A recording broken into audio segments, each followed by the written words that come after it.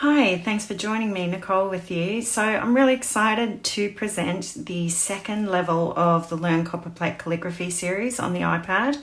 So level 1 covered the letter forms, but today I've just launched level 2, which covers connections and spacing. So connections and spacing are the next step, obviously, in learning Copperplate. Beautiful letter forms are one thing, but unless you're spacing them correctly and you've got balanced calligraphy, you're really not writing proper calligraphy. So it's a very important step in your training. And so I want to just give you a tour of these worksheets so that you can see what's inside.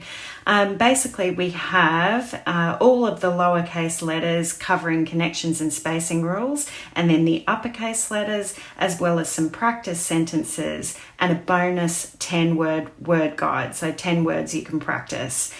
So we'll go in and just have a look at how the worksheets are laid out. Basically, you come into your layers panel and all this is covered. When you purchase, there's a couple of videos that take you through how to install everything as well as how to use the guide. So it's covered in detail in the videos. But basically, I'll show you how they're laid out in this video.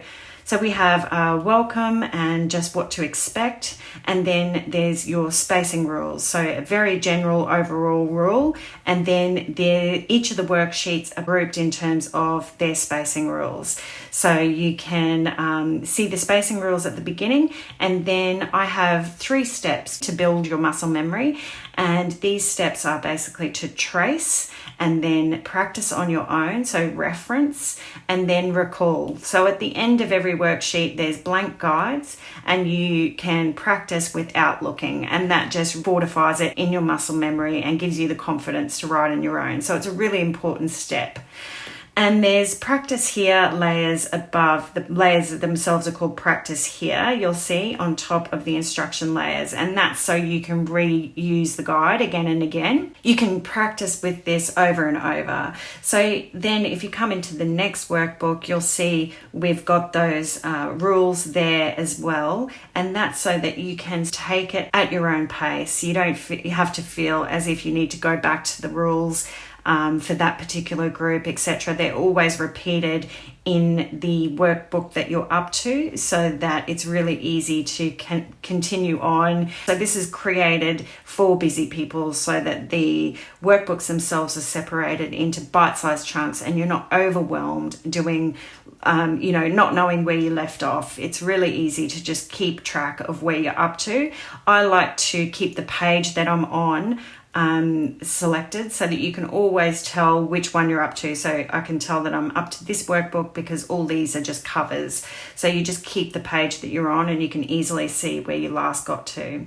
So they're the lowercase letters. Then you've got the connection and spacing rules for the uppercase letters and lots of variations to practice with. And there's specific rules. So you'll notice I'll show you an example with like the O. We talk about the O only having the exit stroke for an ascender. So that's an important feature to remember about the O. So if you're coming into something that's on the X height, you don't want that O to connect because then it starts to look like another letter and it's not clear. So there's little tips and tricks like that through the instruction pages. And then there's the examples that you can practice with.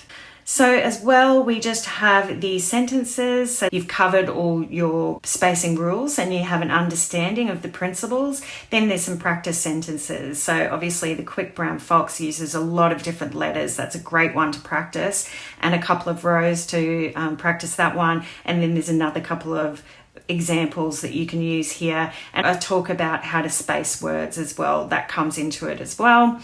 And finally, there's a bonus word practice guide as well. So that is 10 words that you can practice in the same format. So we've got our tracing row, reference row, and then the blank guidelines at the end. So you've got 10 words through there to just really hone your skills, getting familiar with writing words, getting lots of practice.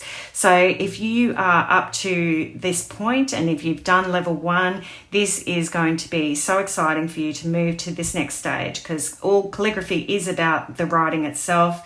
So these rules and these principles are going to help you write beautiful balanced calligraphy. So I'm really excited to be able to bring this to you and excited to see your practice move to the next level. Thanks for joining me. I hope you enjoyed this video, and if you have any questions, just drop them in the comments below, or you can always reach out to me directly. Okay, thanks very much, and I'll see you next time.